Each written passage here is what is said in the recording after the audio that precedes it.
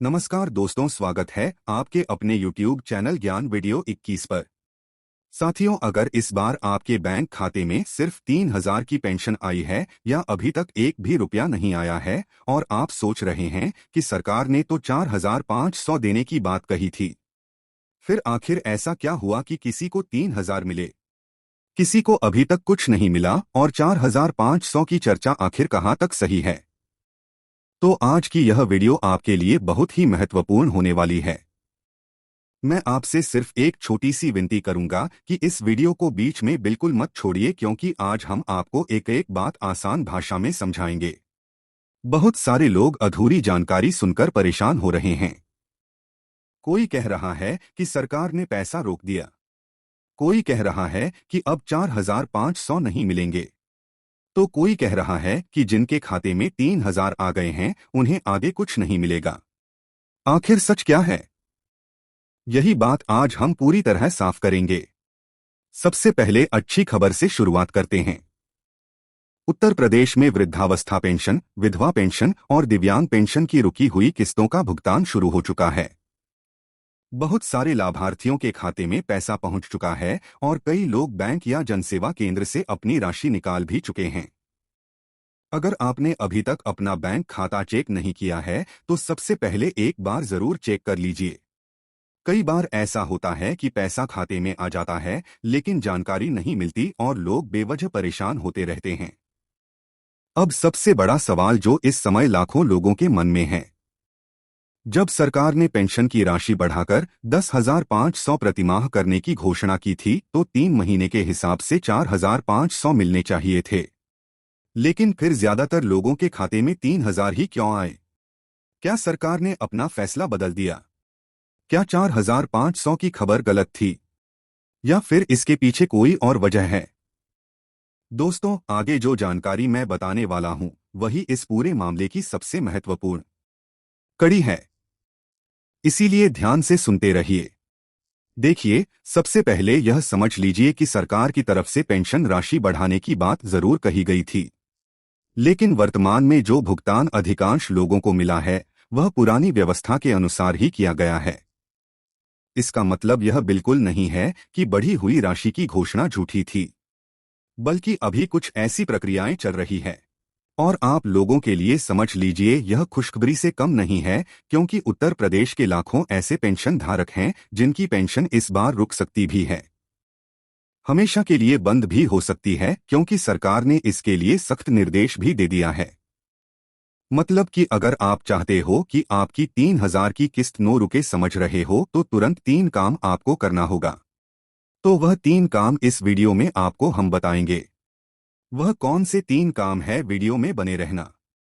देखिए साथियों, अगर आप अभी तक अपने पेंशन यानी कि खाते को आधार से लिंक नहीं करवाया है, समझ रहे हो, यानी कि ई-केवाईसी अगर नहीं करवाई है तो आपकी पेंशन रोक दी जाएगी। यह काम आपको कर लेना है।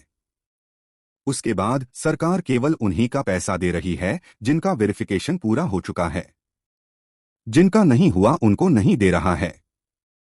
वे लोग इधर उधर भटक रहे हैं। भाई, समझ रहे हो ना?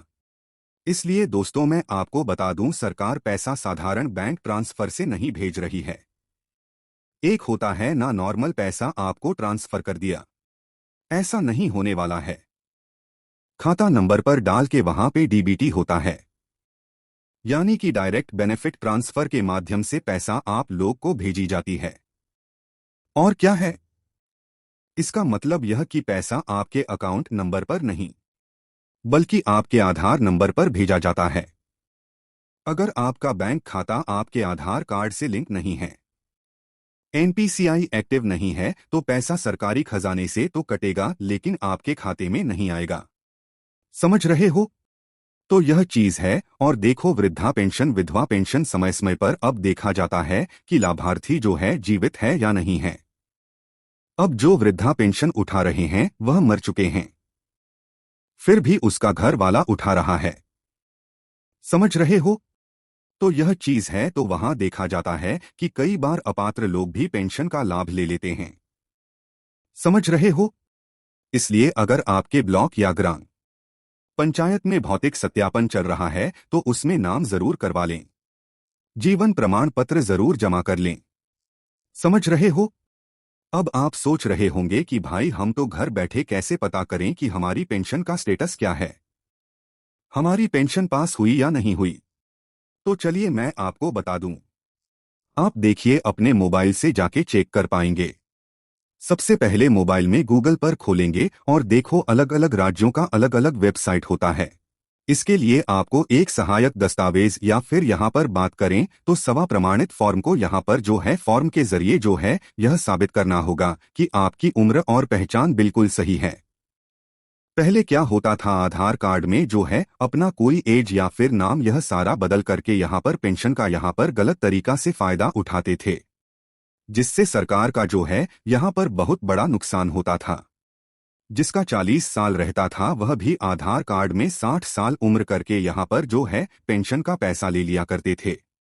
अब जो सरकार यहाँ नया नियम लाया है इसमें कहता है सिर्फ जो है जन्मतिथि आधार कार्ड पर लिखा हुआ नहीं मान्य होगा।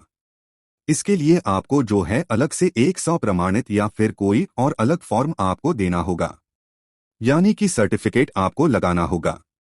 आगे यहाँ पर कहता है नियम नंबर दूसरा समझिए। कहता है ई-केवाईसी और डीबीटी अगर आपका बैंक खाता आधार कार्ड से लिंक नहीं है या फिर आपकी जो है एनपीसीआई मैपिंग चालू नहीं है तो डीबीटी का पैसा आपके बैंक खाते में जो है नहीं पहुंचेगा। तो दूसरा काम आपको करना है ई-केवाईसी चालू करवा लेना है। तीसरा काम यहाँ पर देखिए, तीसरा जो नया नियम आया है वह कहता है जीवन प्रमाण पत्र। जीवन प्रमाण पत्र क्या होता है वीडियो में आगे पूरे अच्छे से बताएंगे, इसलिए वीडियो को पूरा देखिए, चैनल को सब्सक्राइब कर लीजिए। यहाँ पर कहता है सरकार का सख्त आदेश है कि साल में जो है एक बार लाइफ सर्टिफिकेट यानी कि जीवन प्रमाणीकरण जमा करना अनिवार्य है।